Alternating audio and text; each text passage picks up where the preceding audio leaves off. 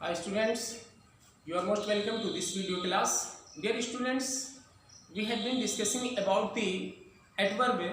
So in this video, today we shall talk about relative adverb and interrogative adverb. Clear?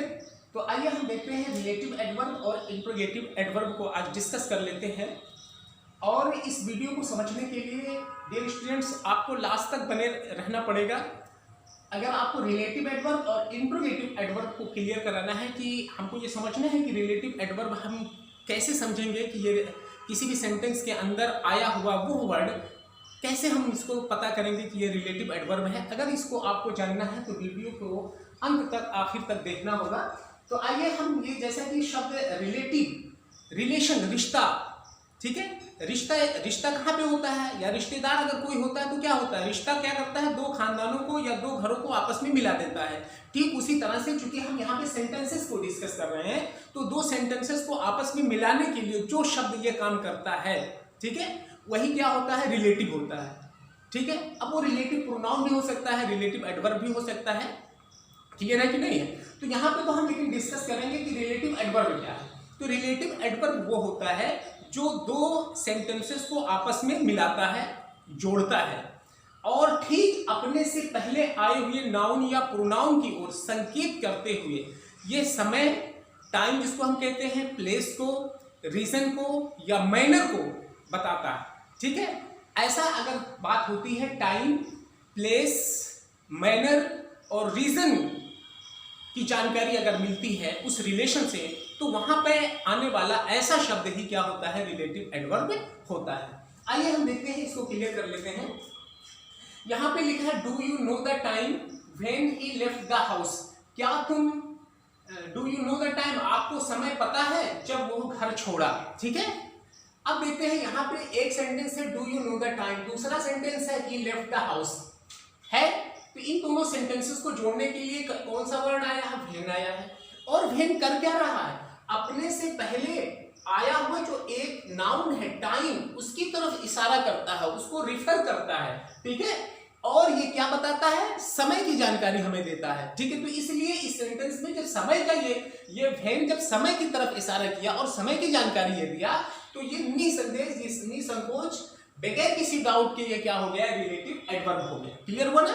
यानी ऐसा शब्द जो दो सेंटेंसेस को आपस में मिलाता हो और आपस में मिलाने के साथ साथ वो हमें समय की जानकारी दे या हमें स्थान की जानकारी दे या हमें किसी रीजन की जानकारी दे या हमें किसी मैनर की जानकारी दे, तौर तरीके की जानकारी दे, ठीक है, डिग्री की जानकारी दे, तो उसे हम क्या कहते हैं, रिलेटिव एडवर्ब कहते हैं। क्लियर? तो यहाँ पे व्हेन हमारा क्या है, रिलेटिव एडवर्ब है। क्यों?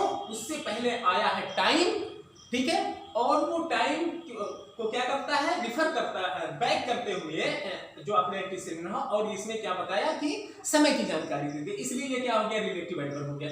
दूसरे सेंटेंस में हम देखते हैं दिस इज द प्लेस, यही वो जगह है, यही वो जगह है। एक सेंटेंस हमारा ये हो गया।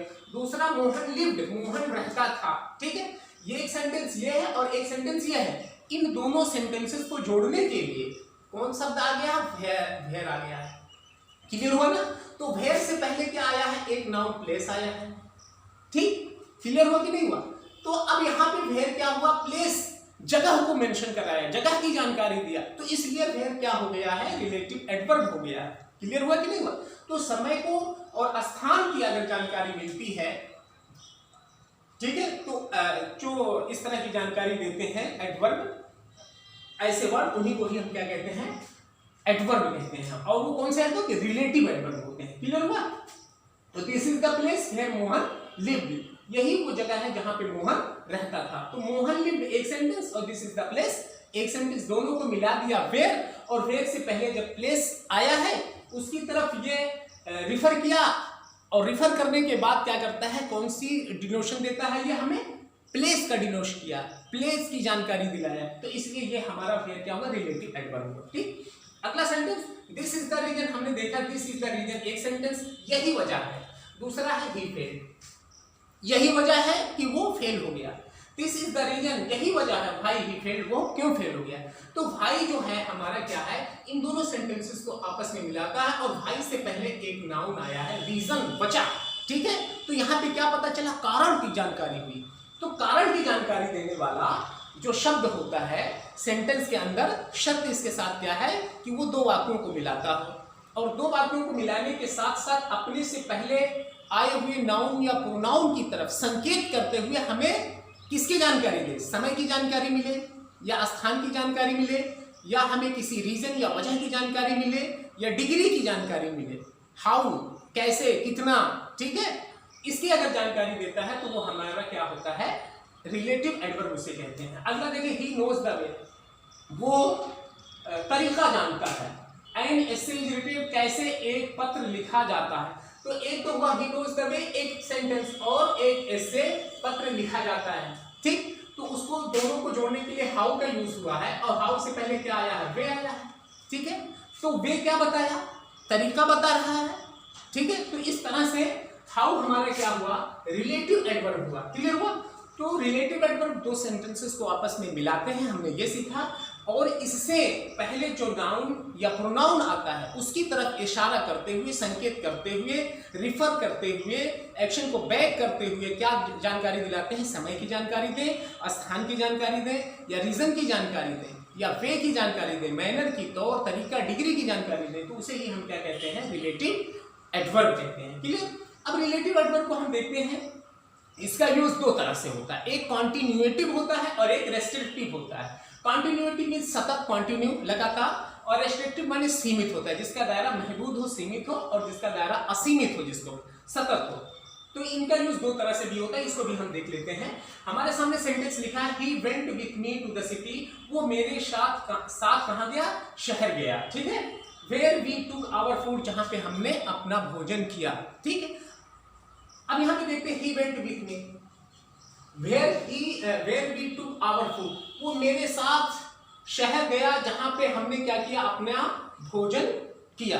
अब देखिए, वेयर का यूज हम कैसे कह सकते हैं, एंड देयर कह सकते हैं, है ना। वो मेरे साथ शहर गया जहां हमने अपना भोजन किया, है ना। तो वो मेरे साथ शहर गया, एंड देयर, और वहां हमने अपना भोजन किया। तो एंड देयर का यूज जब हुआ, तो इस तरह के जो सेंटेंसेस होते हैं ये आपका कंपाउंड सेंटेंस यानी कोऑर्डिनेटिंग होते हैं। ये क्या होते हैं, इस तरह के सेंटेंसेस से कोऑर्डिनेशन की बात होती है, और ये हमारे कंपाउंड सेंटेंस को मेंशन करते हैं। इस तरह से जो सेंटेंस बनते हैं वो कंपाउंड सेंटेंस बनते हैं, ठीक। जब कंटिन्यूएशन की बात होती है, ठीक है, कंटिन्यूएटिव सेंस में जब एडवर्ब का यूज होता है तो उससे बनने वाली जो सेंटेंस हमारी बनेगी वो कंपाउंड बनेगी, अर्थात कोऑर्डिनेट होता है। जैसे एंड का यूज क्या होता है, ये कंजक्शन हमारा है और ये कोऑर्डिनेटिंग कंजक्शन है। क्लियर है, समझ में आएगा। तो ये सेंस है कंटिन्यूटी की, कंटिन्यूएशन कर दे रहा है। अगला है, आई सेल कम टुमारो, मैं कल आऊंगा, व्हेन यू शुड हेल्प मी, तब आप मेरी मदद करिएगा, या तब आपको मदद करना होगा। तो यहाँ पे एंड देन का यूज आप क्या कह सकते हैं, एंड देन हुआ। क्या हुआ, and then. I shall come tomorrow, मैं कल आऊंगा, एंड देन तब you should help me. Clear हुआ ना। तो यहाँ एंड देन आया इसका यूज। तो एंड भी क्या है, हमारा कोऑर्डिनेटिंग कंजक्शन है। क्लियर हो रहा है कि नहीं हो रहा। तो सेंस व्हेन का और वेयर का, वेयर एंड देयर का सेंस निकाला है, मीनिंग दे रहा, और व्हेन क्या है, एंड देन का हो रहा, और तब। तो इसलिए ये आपका कोऑर्डिनेटिंग पार्ट में जाता है, और इस तरह से कॉन्टिन्यूटिव यूज जब होता है इसका, तो उससे बनने वाली जो सेंटेंस होती है वो आपकी कंपाउंड बनती है। लेकिन हम जब देखते हैं रेस्ट्रिक्टिव यूज में जब इसका इस्तेमाल होता है, इसको हम यूज करते हैं, तो ऐसी सेंटेंस हमारी जो बनती है वो सबऑर्डिनेटिव क्लास के तहत आती है, और ऐसी कंडीशंस में वो हमारी कॉम्प्लेक्स सेंटेंस बनेगी। आइए देखते हैं, the time when he will come is not certain, समय, ठीक है, समय, when he, the time when, समय। हमने क्या देखा, व्हेन से के पहले जो टाइम आया है उसको रिफर करता है और इसकी एक विशेषता को बताता है, ठीक है। तो he will come is not certain, कब वो आएगा वो समय निश्चित नहीं है। तो इस तरह की जो बात आ रही है यहाँ पे, व्हेन हमने जो देखा है इसका यूज रेस्ट्रिक्टिव होता है, क्योंकि ये अपने दायरे को सीमित कर रहा है वो समय की तरफ। वो समय, the time when he will come is not certain, वो समय निश्चित नहीं है। तो ये अपने दायरे को क्या किया, महदूद किया, ठीक है, सीमित किया। तो इसलिए ये क्या है, यहां से ये आपकी सबऑर्डिनेटिंग कंजक्शन बन रही है, सबऑर्डिनेटिंग। और ऐसी कंडीशंस में ये आपका क्या बनता है, कॉम्प्लेक्स सेंटेंस बनता है, कॉम्प्लेक्स, है ना। ये यहाँ से रेस्ट्रिक्टिव यूज में जब एडवर्ब का यूज होता है तो वो कॉम्प्लेक्स सेंटेंस बनता है, और कंटिन्यूटिव सेंस में जब उसका यूज होता है तो वो आपका क्या बनता है, कंपाउंड सेंटेंस बनता है। ये हमने देखा, क्योंकि यहाँ पे जो एडवर्ब होता है अपने से पहले आए हुई जो होती है उसकी विशेषता को नहीं बताता है, बल्कि वो आगे चलता है ना। और जबकि यहाँ पे क्या होता है, अपने से पहले आए हुए वर्ड की, नाउन की, वो क्या करता है, विशेषता को बताता है। दिस इज द रीजन, यही वजह है, ही फेल्ड, वो फेल हो गया। अब वाई क्या है, ये रीजन। अब ये क्या कर रहा है, वाई रीजन जो है उसकी विशेषता को क्या कर रहा है, बता रहा है। इसलिए यहाँ पे ये क्या हुआ, दिस इज द रीजन भाई ही फेल्ड, यही वो वजह है कि वो फेल हो गया, समझ में है ना। तो ये इसका यूज यहाँ पे रेस्ट्रिक्टिव होता है, सीमित है। तो सीमित दायरे में जब उसका वो होता है तो उसे हम क्या कहते हैं, कॉम्प्लेक्स सेंटेंस बनता है, और ऐसी क्लासेस सबऑर्डिनेट होती है। क्लियर हुआ।